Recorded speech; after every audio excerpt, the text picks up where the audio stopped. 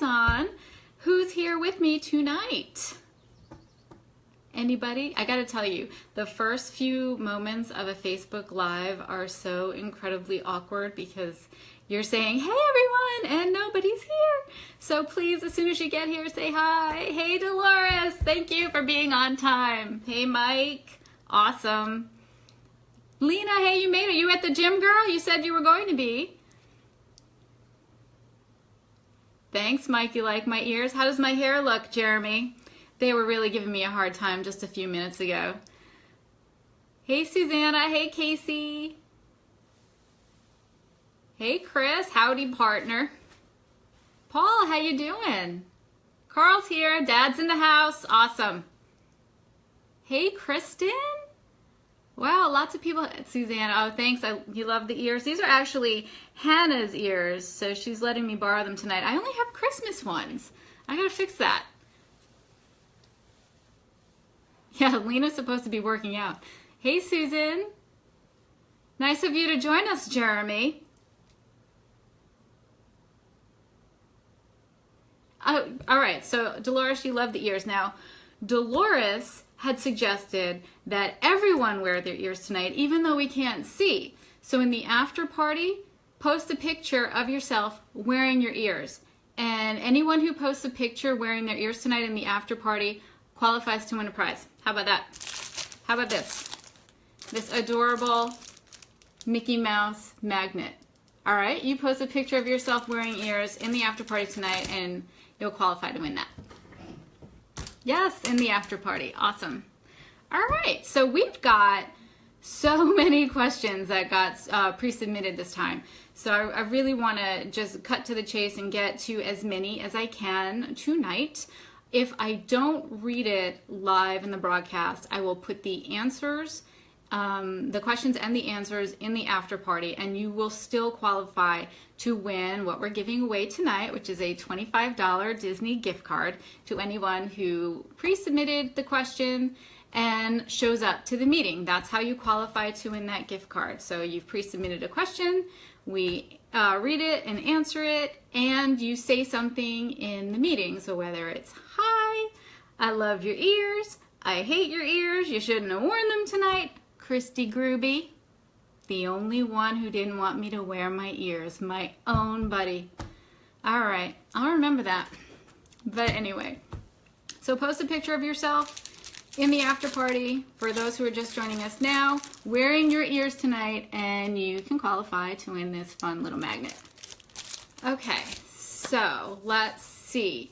So as you know, or maybe you don't if this is your first time, I have a wonderful panel of Disney planning professionals who help me answer all the questions that I get, be it in the group on a daily basis or pre-submitted to answer during these meetings. So tonight, as we've seen already, Carl Dad Trent is in the house. Shannon Bonador of Destinations to Travel is here. We've got Stephanie Schuster, Director of Operations at WDW Magazine. She's here, just like always. Josh Deutsch is even here. Josh is the owner and operator of celebrationshirts.com. And if you were here last meeting, you saw this awesome shirt that they made for me. It says, and now it's time to get down to Disness. How awesome is that? And so we talked about making that available for sale, and we made it happen. So actually, Susanna, if you could post the link in the comments if anybody wants to check out this shirt or any of the amazing shirts that celebrationshirts.com offers. They've got pre-designed styles that you could customize with your family name or your trip date or whatever details you want on the shirt, or you can work with them to create a design specifically for what you're celebrating while you're there. Totally awesome. celebrationshirts.com. And no matter what you're going to buy, definitely use the code DISNESS, D-I-S-N-E-S-S, at checkout, and you'll get 10% off your order. So check them out. And even if you don't have a need for shirts right now, head over to their Facebook page, give them a thumbs up, give them a like, because they run sales, they run contests, and you just never know. They're cool people. All right. So who else we have? Patrick Pulliam from the Official Ticket Center. They are an authorized Disney ticket reseller.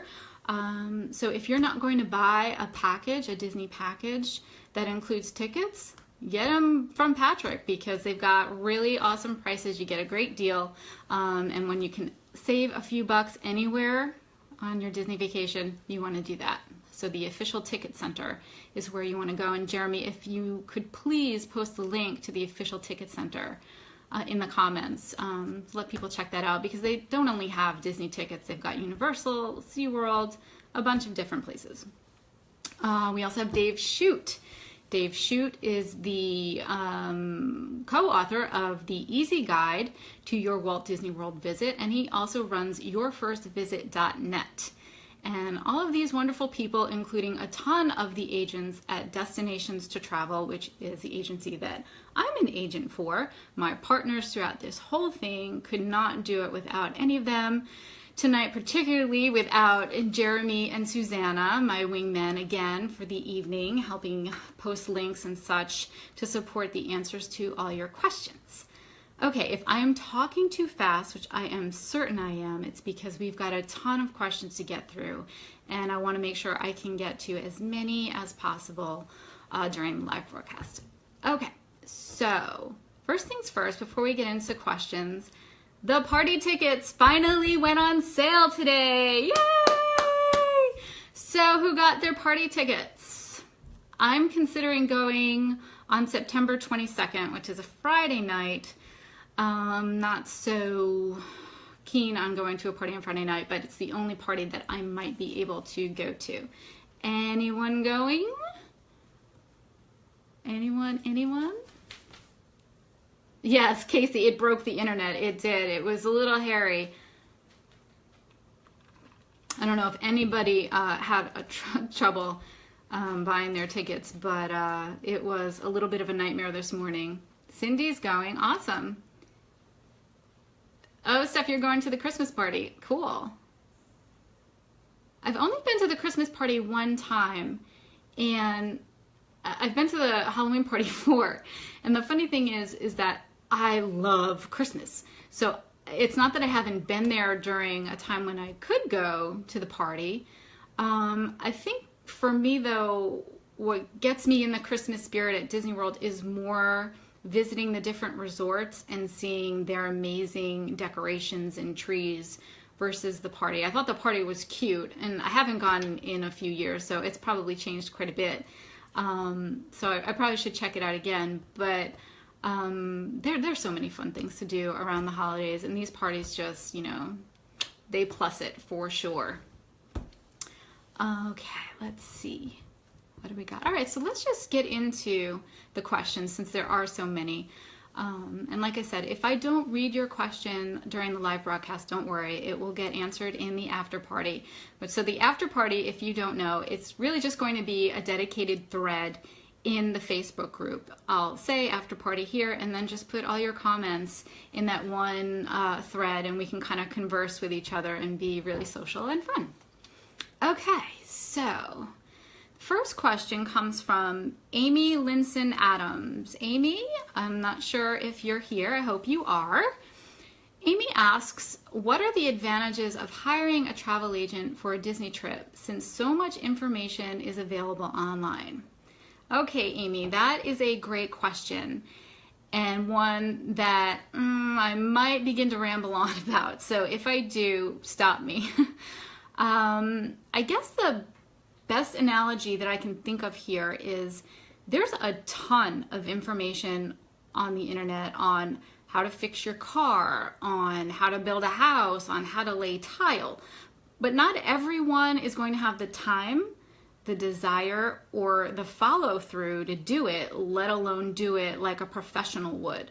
So just because the information is available and you can find it doesn't mean you're necessarily going to know how to best use it or to know what's credible.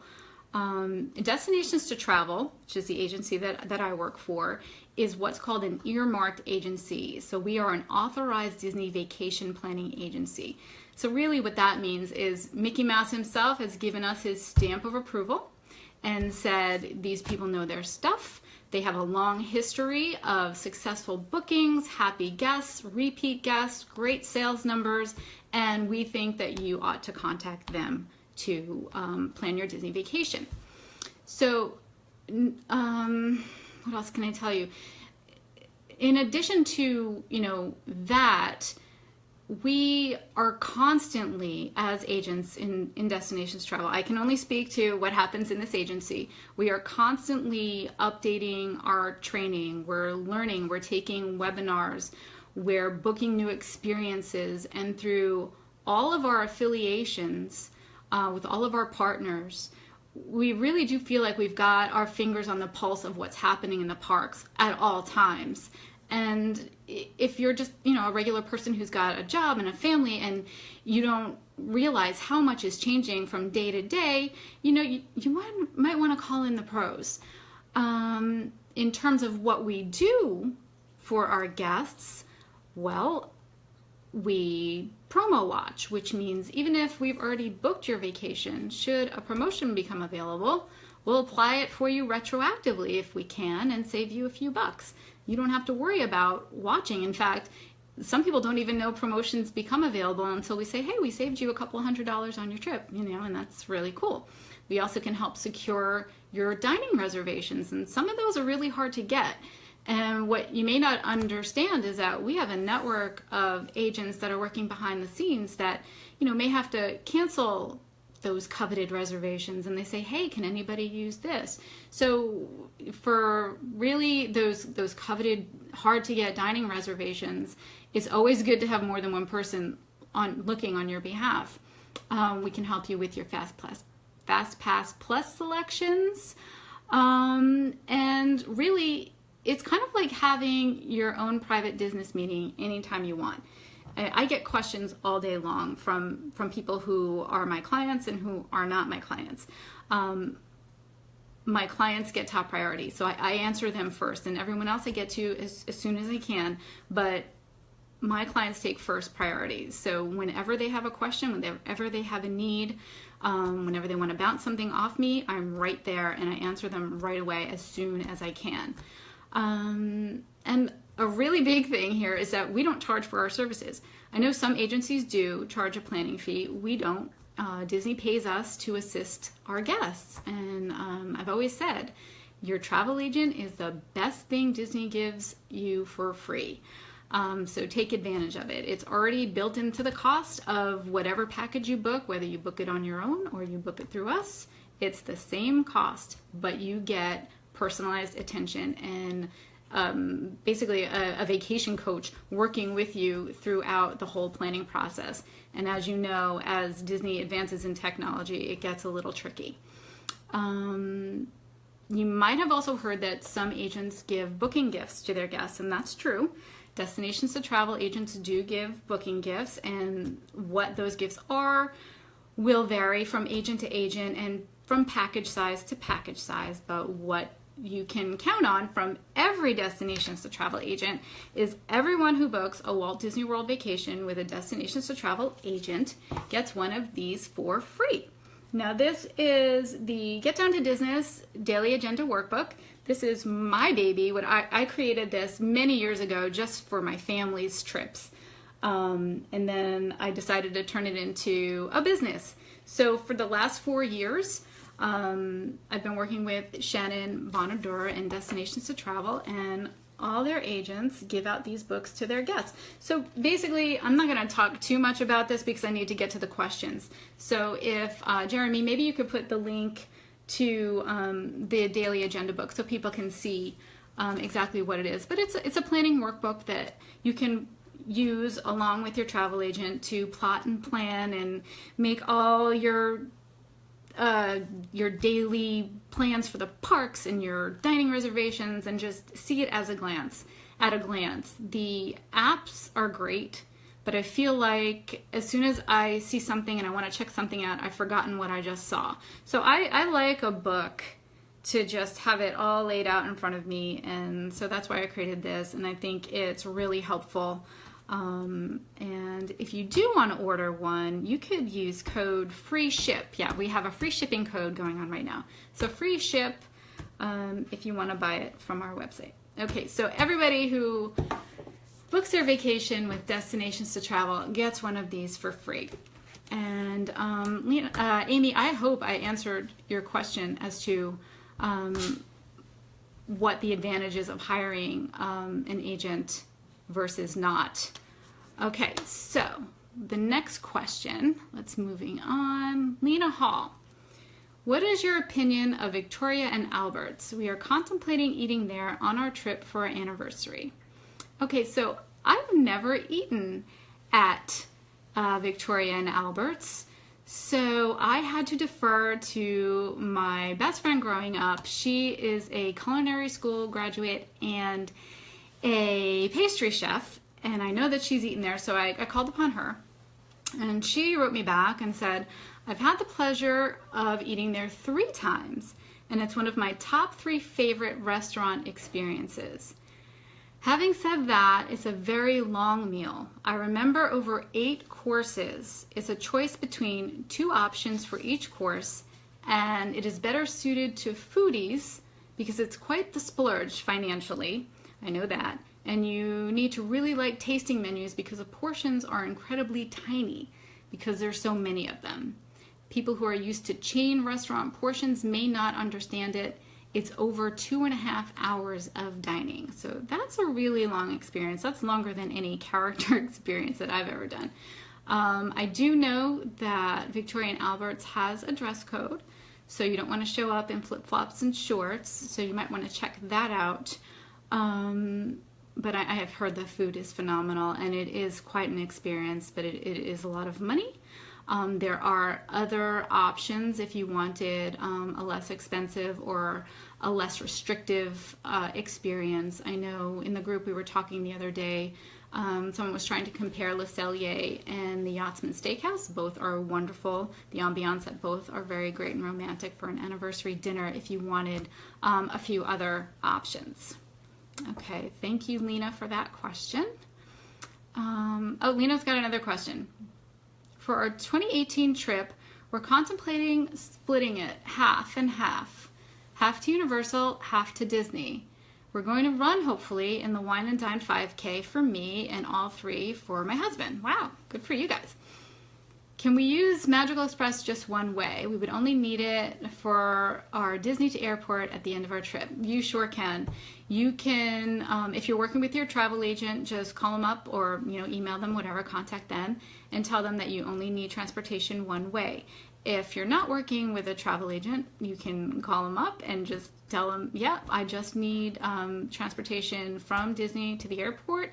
They'll need your reservation number and your flight number. Susanna, I know that we have a link where you can go online and book your Magical Express transportation. If you could please post that in the comments and tag Lena Hall, that would be great. So yeah, Lena, don't worry about it. One way is fine.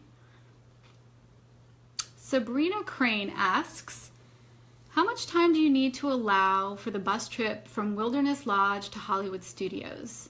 The boat only takes you to the Magic Kingdom, correct?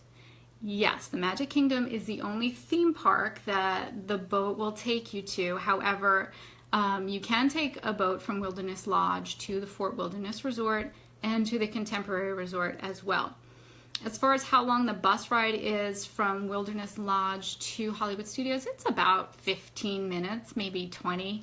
But don't forget, allow at least another 20 minutes in your scheduling time to allow the bus to get there to actually pick you up. Disney's rule of thumb is to allow 1 to 1.5 hours to get anywhere, especially if you have a reservation or some fast passes. So thank you, Sabrina, for that question. Paul Soul. He asks, our family, 2 adults and 2 girls, ages 5 and 2, will be going for the first time in September. Oh, fun! Which day is usually better for Mickey's Not So Scary Halloween party? Sunday, September 17th, or Tuesday, September 19th? Okay, Paul, so when you say better, I'm assuming you mean less crowded. So at that point in September, I really don't think you can go wrong with either of those days. Sunday you may get a little local attendance, but not much since it still is a school night.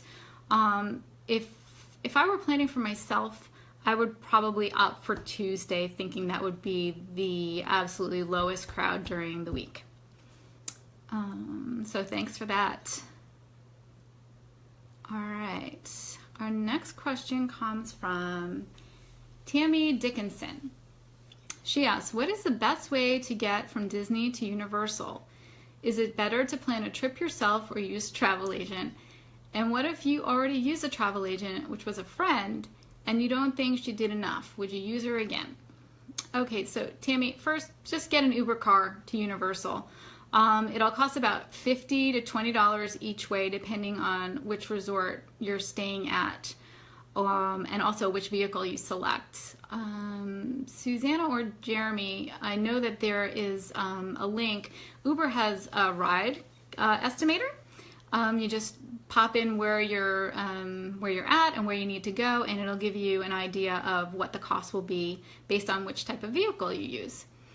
As far as planning with a travel agent, well, I just went through that whole long answer to Amy's question, so I always think it's better to use a travel agent, especially these days with Disney being so difficult to navigate through with all the construction going on, with the fast passes and the tiers, and it's really a lot to take in, and you really do have to educate yourself if you're going to plan your own trip with very little knowledge of how it all works already.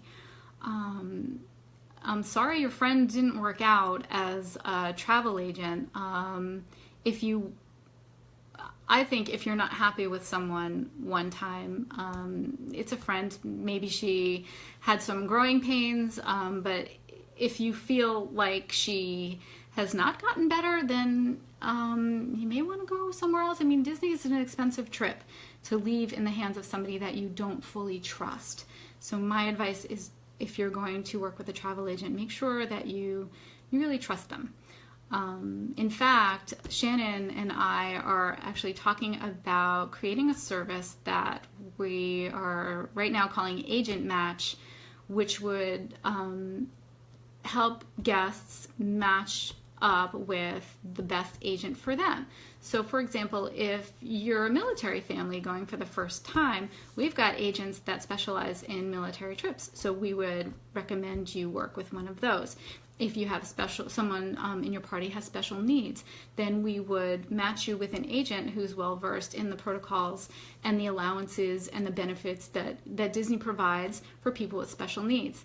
So I really think you ought to be working with a travel agent that you trust and who can understand what you need. And that'll just give you the best experience from start to finish, and it's a lot of money. So definitely make sure you're getting the best help out there. And I know it's a sticky situation when it's a friend. So thank you, Tammy, and I hope that works out. If I can help you in any way, feel free to send me a private message, and we can continue that conversation. Tiffany Short. We have 5 people going and 2 have dietary restrictions. Would you recommend the dining plan or just stay at accommodations that have a kitchen? Shannon Bonador of Destinations to Travel has taken this question on to answer. She says, no matter what the dietary restrictions, Disney is always there to make sure those restrictions can be met for everyone. I can personally attest to this. I traveled with 2 people who had a gluten allergy, and everyone at the restaurant was phenomenal, from the people who seated us, who confirmed that there was an allergy and made sure they know who had the allergy, to the chefs that came out and they offered to make items that weren't even on the menu if they weren't happy with the gluten-free items that were available. At the buffets, the chefs came and walked them through and showed them exactly what they could and couldn't eat. I mean, it was amazing. Even at counter service, they have a whole book that you can flip through and it'll tell you what's available for a myriad of allergies. Continuing on with Shannon's answer. So having the dining plan only helps with the planning for you and for the chefs at each restaurant. It's not going to matter whether you have the dining plan or not. You will want to work closely with a travel agent to make sure each and every restaurant and chef is up to date and aware of the strict dietary requirements that each of your guests have. This can be done for the counter service restaurants as well. There's a special department travel agents use that help with this very type of planning. If you are not working with a travel agent, there's wonderful information on the Disney website. Susanna, I think, can you post that link for Tiffany and tag her in the comment? It gives you a ton of information. But if you aren't working with a travel agent, definitely go to that page. But if you are, make sure anyone who has a food allergy here, make sure you tell your travel agent first and foremost that there's an allergy, and they'll note it on the reservation and every dining reservation that they'll make for you. Okay, let's see. Moving on. Sarah Teitler. Hi, Sarah. I hope you're here. If my parents are coming with us but staying in a different room, can we put my 2-year-old on both reservations so we can request a pack and play in both rooms? I'm not sure where he will be sleeping every night and for naps. My parents will probably take him back to the resort for a midday nap, but we are not sure yet.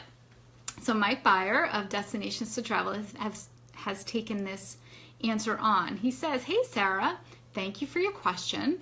It's great that you're traveling to Walt Disney World and that your parents are joining you for the vacation. There will be no need to add your son to both reservations.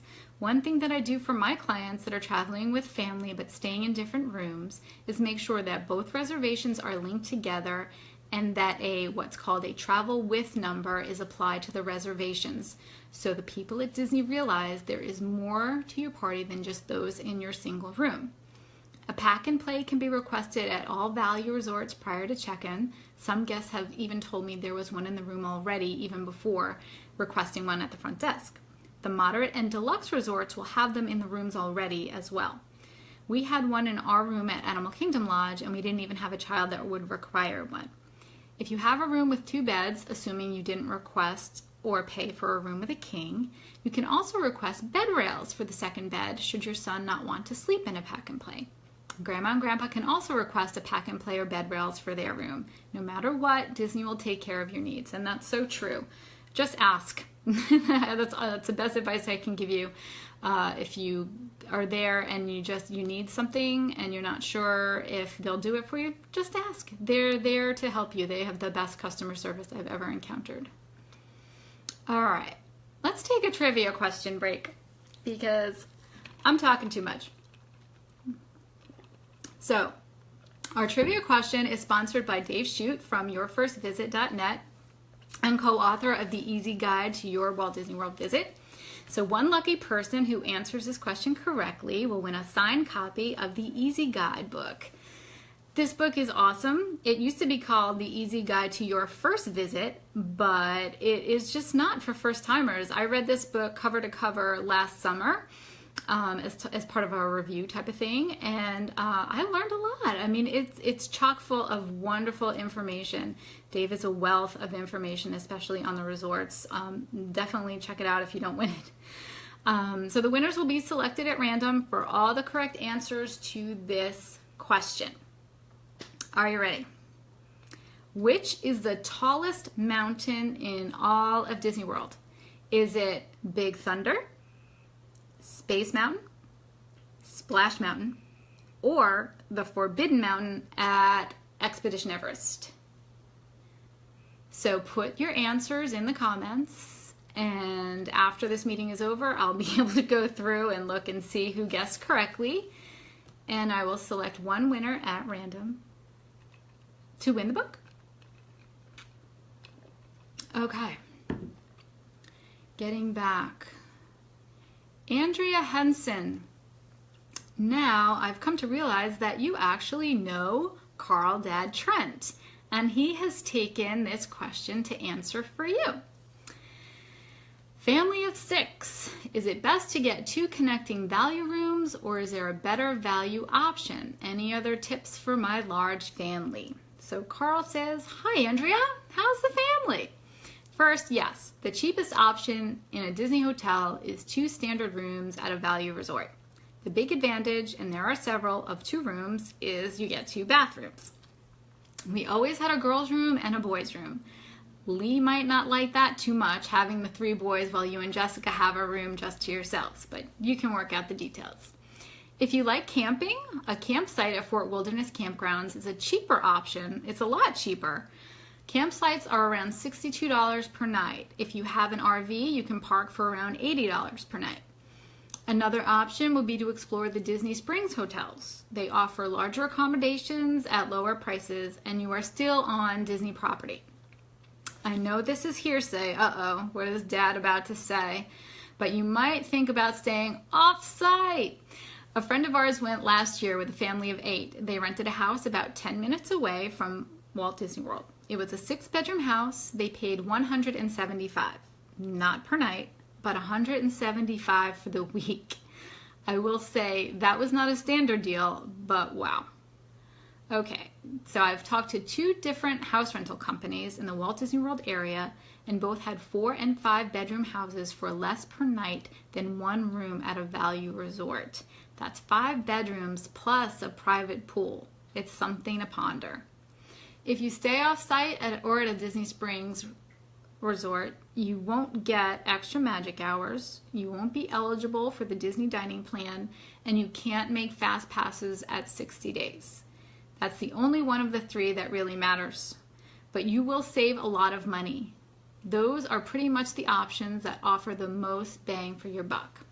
I hope that helps. One of these days we're going to have to get together and talk Disney. So there you go, Andrea. Carl answered that question for you, and that was a lot there. So what I'm going to do is post your question and answer in the after party comments, so you have actually a printout of everything that Carl said there. I think that would be very, very helpful to have. Okay. Another question from Amy Linson Adams. Do the parks still have a family of the day? If so, how are those chosen and what are the perks? Well, now that the opening show at the Magic Kingdom is held at the castle, it looks like they've discontinued the family of the day. I've not been there to witness this myself, but I couldn't find any trace of information that they select a family still and bring them up on the stage. It's such a bummer. They haven't done anything like that in any of the other parks for a while. Back in 2012, the closest thing that happened to me was we were selected to be the first family to ride on the safari at Animal Kingdom, so that was pretty cool. But nothing anymore at Hollywood Studios or Epcot, and it looks like no more at Magic Kingdom either. So that's a bummer. Okay. All right, so this is timely. Amanda Fincher asks, which do you prefer, Mickey's Not So Scary Halloween Party or Mickey's Very Merry Christmas Party? I'm trying to decide to go in October or November. So Stephanie Schuster, Director of Operations at WDW Magazine, took this question, and she says, this is a matter of 2 things, timing and personal preference. Let's start with timing. Since you're looking at October versus November, I'd start here. If you're looking at late October trip, Mickey's Not So Scary Halloween Party will be very crowded. It's very true, especially as it gets closer to Halloween. An early October trip will mean a better experience at the Halloween party, particularly on a school night. It's like I said earlier, that Tuesday night is definitely the way to go. In November, the Christmas party doesn't start until the 2nd week and is on hiatus during Thanksgiving, so that too may affect your plans. If you're looking to go to Mickey's Not So Scary Halloween Party in the first 2 weeks of October, or Mickey's Very Merry Christmas Party the 2nd or 3rd week of November, the crowds will be about the same, in which case personal preference takes center stage. So think about your family and which holiday you enjoy more. Some people love dressing up and all things spooky. Others love the merriment of Christmas. If your family has a strong preference either way, that's the party for you. Personally, I'm more of a Christmas person, and I much prefer Mickey's Very Merry Christmas Party. But I know many families feel the opposite. For me, dressing up is part of the fun of Mickey's Not So Scary Halloween Party, and Florida is just too humid for me to even consider that. I've also done the Halloween party in Disneyland, which is much better, so I think I've been spoiled. But the Christmas party allows me to see the shows and fireworks and parade I would never otherwise see. I vowed to never enter the parks during crazy Christmas week. And there's something so fun about snow on Main Street. That is true. It does snow on Main Street during the Christmas party. Either way, though, you can't go wrong. The parties are a blast, and I highly recommend either. Just think about what matters most to you in terms of crowds and party festivities. Thank you, Steph. But why is the Disneyland party so much better? I need to know. You can't say something like that and not tell us why. Okay. Let's see. Another question from Lena. What kind of clothes should you take in November? Thank you, Susanna McCord, for answering this question. In November, be prepared for any kind of weather. Highs can range from the mid-70s to mid-80s during the day, and lows can dip down quite low, like mid-50s in the evening. Take short sleeves and a light jacket. A sweatshirt is a good idea. Pack jeans and shorts. Think layers. So basically, you're not getting away with a carry-on when you travel in November. So pack accordingly. Pack some options for November, Lena. Okay, Nicole McDonald. Are you here, Nicole? Now that they have moved the opening ceremony to the castle, what's the best way, if any, to get a picture in front of the castle without crowds galore? I used to be able to accomplish this with the ADR pre-park opening, that's advanced dining reservation pre-park opening, but now people are everywhere. Yes, so unfortunately that crowdless castle shot is going to become the unicorn of Disney photo opportunities with this new opening procedure. So what's happening now, for those who don't know, is to alleviate that buildup in front of the train station. They're allowing people into the park about 60 minutes before the park officially opens, and you're allowed to walk down Main Street, enter the shops, have some breakfast at the bakery, or, you know, just mill around up until the hub. So those early dining reservations that you used to get where nobody else was walking in with you except a few people who also had reservations, those are kind of a thing of the past. What you need to do is on a day that the park opens at 9 a.m., so they'll start letting people in at 8, it'd be a very, very small window, but if you got an 8 a.m. reservation, or maybe before, sometimes they have 7:45, 7:55 at either Crystal Palace or Be Our Guest. Check in super early for that, and they may let you in before they start letting everyone else in. I mean, it's not going to be easy. It's probably doable, but with this new procedure, fewer and fewer people are able to do that now. Thanks for that question, Nicole. Okay, so Janet Goff Glaze asks, we've never watched the electric water pageant. Where is the best place to view it, and where do you find the schedule for it? Thanks. Okay, Stephanie Schuster took this question as well. The electrical water pageant is such a classic, and most people don't even know it exists, much less bother to watch it. So this, if you don't know what it is, it runs on a barge in the water, and it's just old school bulb lights in shapes of like the American flag and a serpent and a star, and it's kind of cheesy, but it's the best, and I try and catch whenever I can because it's one of those things that I saw when I was very little, and it's just oozes nostalgia for me. So getting back to Stephanie's answer, I think it's a great activity, especially for returning guests looking for something new.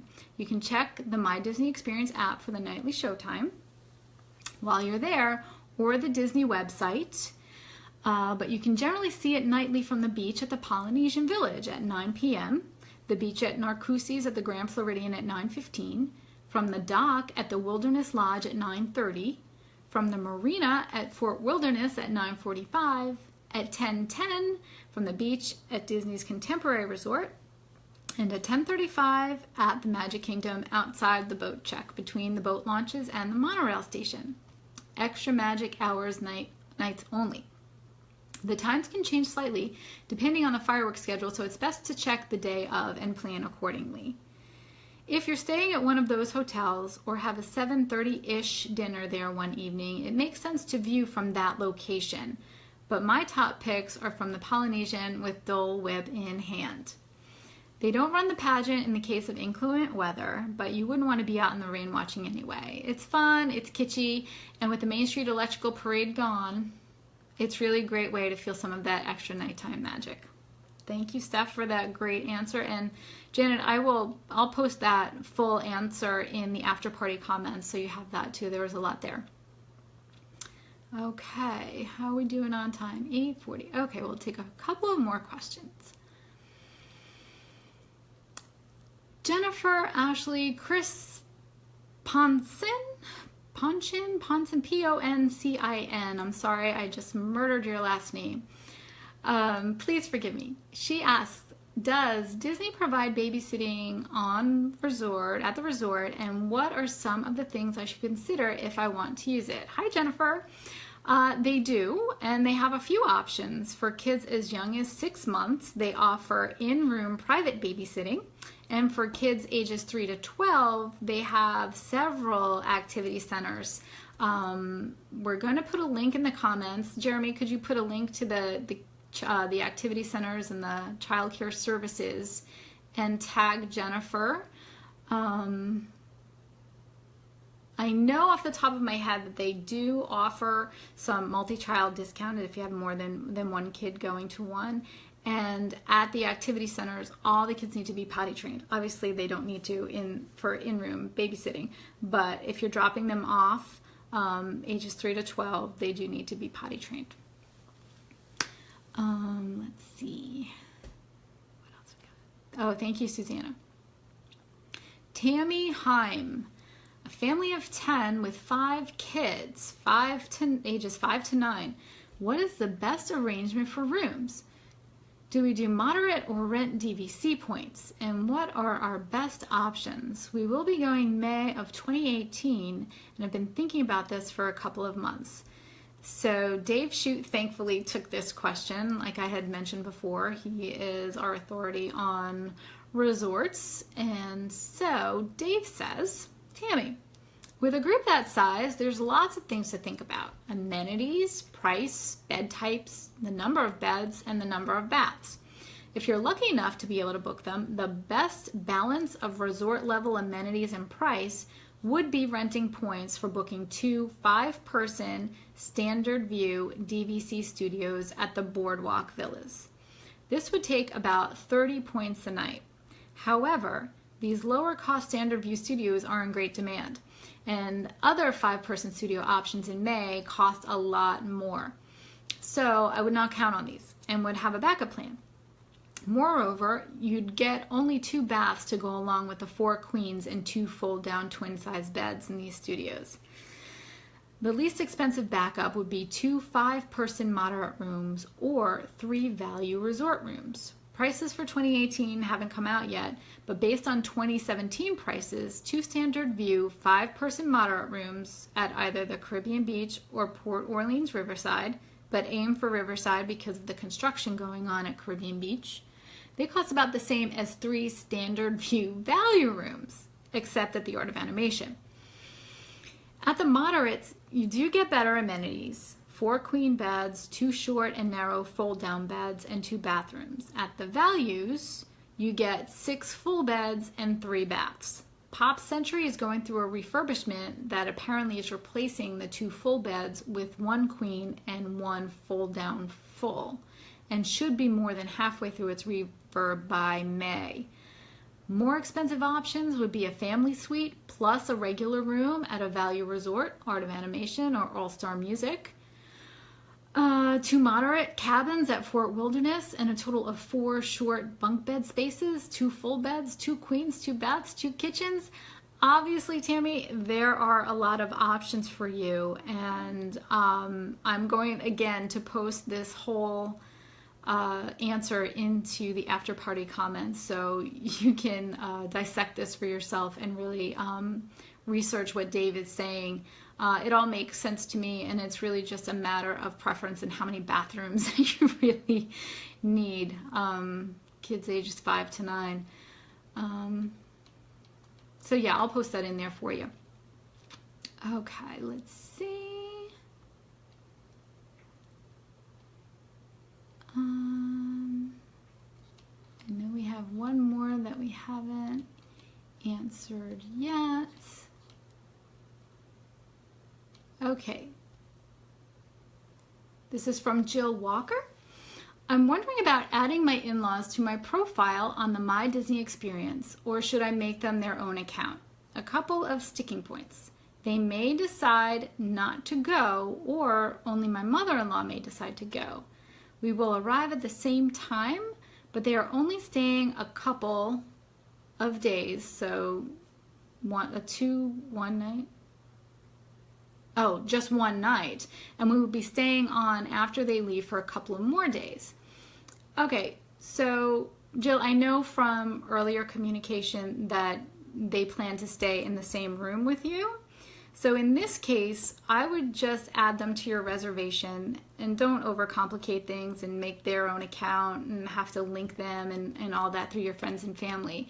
Just know that if you plan on booking a package, everyone in that room has to have the same package elements for the same length of time. So if you're going to book a package with tickets and dining, everybody in the room has to have the same amount of dining and tickets. So in this case, you should probably just book a room only and then add tickets. You can buy a 4 or 5 day ticket for yourselves, and that your parents can buy a 2-day ticket for them, and just link it all into your My Disney Experience account as people traveling with you.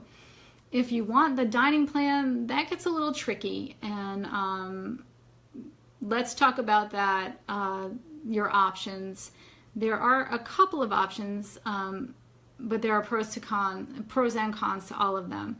So I'll email you back some different ways that we can do that. But if it's just a matter of no dining plan, don't worry about making them their own My Disney Experience account if they're not going to really ever use it again. If it's just them joining you for the one night, add them to your reservation as traveling with you. And that is all that we have time for in the live portion. But don't forget the after party, and don't forget, if you're wearing your ears, take a picture and you'll qualify to win this cute Mickey magnet. I like wearing the ears, but you know, these things, they kind of hurt after a while. I don't know, does everybody else get that if you have these headband ears? But anyway, thank you guys for joining. I'm gonna jump into the Facebook group. I'll create the after party thread. Meet me there. I have got a lot of copying and pasting to do because we got some really long, detailed, awesome answers that I think that people really need to see with their own eyes rather than listen to me say it again. So I will see you there. I'll talk to you over there. Bye.